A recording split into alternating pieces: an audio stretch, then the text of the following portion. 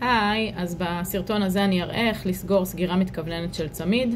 אם יהיה לך כיף, תישארי לעקוב כאן בעמוד סדנת התכשיטים של נועה. היי, טוב, אז בסרטון הזה אני רוצה להראות איך אני סוגרת צמיד מקרמה בעצם בצורה שמאפשרת לי לפתוח ולסגור אותו. סגירה מתכווננת כזו, הנה יש לי פה צמיד מוכן, ובעצם אני יכולה להקטין אותו כדי שהוא יתאים לי ליד, או לפתוח כדי לענוד אותו. אוקיי, אז זה מה שאנחנו נצטרך לעשות. אני לא מדגימה פה את הקשרים של המקרמה, זה לא מה שהולך לקרות, אלא רק את הסגירה של הצמיד. אוקיי, אז בעצם אני צריכה מצית כדי לשרוף את הקצוות של החוט. אנחנו עובדים עם חוט שעבה, מספריים, והחוטים שלי בדרך כלל כשאני מכינה צמיד, אז יש לי שאריות חוטים, אז אני לא צריכה עוד חוט. אני כן צריכה להקפיד, זו ההתחלה, היה לי פה קשר, ופתחתי אותו, פרמתי אותו, כדי שיהיו לי שאריות חוטים לסגירה של הצמיד. אז אפשר להשאיר מראש חוטים ארוכים יותר בהתחלה. לי זה נוח לעבוד עם קשר כדי שהם יהיו בעצם סגורים יפה. אז אני גוזרת בעצם את הקצוות של החוטים. את הסגירה אני עושה רק על 2 חוטים מתוך 4. אוקיי, אז בעצם גזרתי ככה שיש לי פה 2 ארוכים ו2 קצרים, שבמילא אני הולכת לשרוף. כדי שהסגירה, הקצוות יהיו סגורים יפה, אז אני רוצה לעשות בעצם קשר על 3 חוטים. קשר כמו קשר של 4, אז אני לוקחת את החוט ומלפפת, קושרת קשירת 4 על כל החוטים כולם, בצורה הזו. 1 ועוד 1. מניחה מעל ומכניסה את הקצה של הלולאה בעצם לתוך הקשר. מושכת ומצמידה. ואת הקצוות האלה של החוטים אני יכולה לגזור. אני רוצה להישאר רק עם 2 חוטים שמאפשרים לי סגירה יפה. אז אני לא עם המספריים הכי טובים שיש, אבל אני אגזור בכל זאת צמוד לקשר. ואז עם המצית אני שורפת את הקצה. יש לי כאן עכשיו בעצם 2 חוטים. בצד השני אני עושה אותו דבר, זה בעצם הצד שאיתו סיימתי את הצמיד, אוקיי? זה הצמיד כולו. אז יש לי כאן 4 חוטים ארוכים. אני רוצה לעשות קשר, אז אני לוקחת חוט אחד וקושרת על כל 3 האחרים. הנה אני עושה קשר, מניחה מעל ומשחילה את הקצה של החוט האפור פנימה. עושה כזו לולאה, מושכת ומצמידה עד למטה. אני עושה עוד 1 כזה, בצורה הזו. אוקיי? עכשיו, אני אוהבת להשאיר 2 חוטים שהם בשני צבעים, כדי לשמור על הגיוון של הצמיד. אם עבדתי עם 2 צבעים, זה לא חובה, כמובן. אפשר לעשות צמיד מקרמה רק מצבע אחד. אז אני גוזרת 2. אני מעדיפה להשאיר חוט אחד מהאמצע, ואת החוט שקשרתי.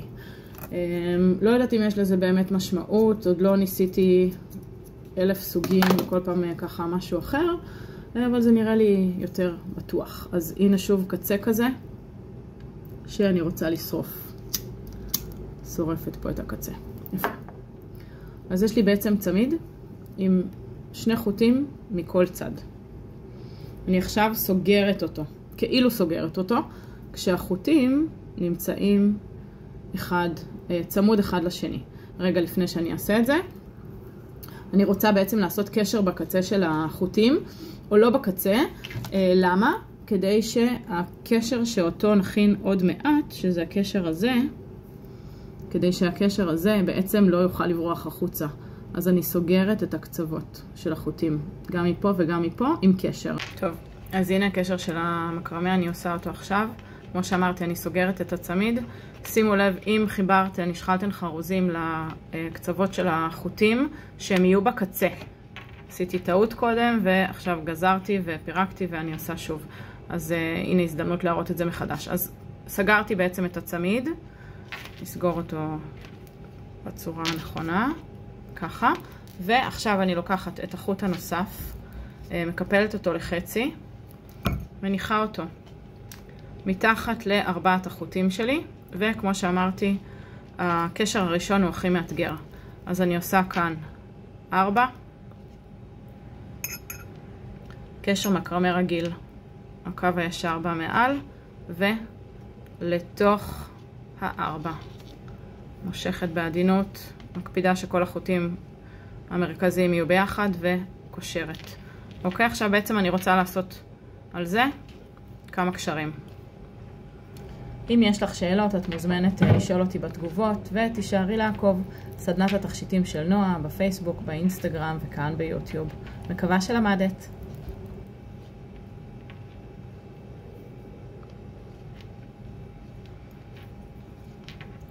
הייתי עושה בין 7 ל10 קשרים, משהו כזה. קושרת.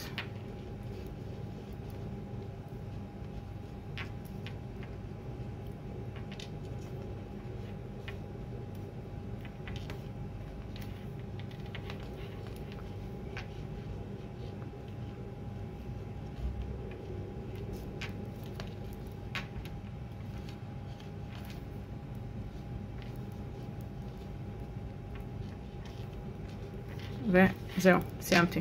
נראה לי שזה מספיק. אפשר גם קצת יותר. בצמיד הזה למשל יש יותר קשרים. מה שנשאר לי לעשות זה לשרוף את הקצוות. סליחה, לגזור את הקצוות ולשרוף אותם. אז אני גוזרת ממש צמוד.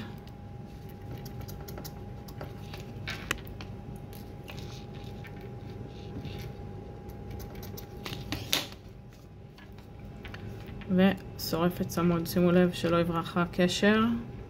הנה ברח לי הקשר. טוב, לא נורא. נגזור פשוט. נשרוף כאן. נגזור את זה עוד טיפה.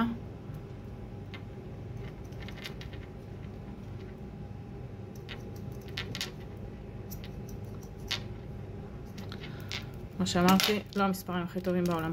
אוקיי, נשרוף את זה פשוט.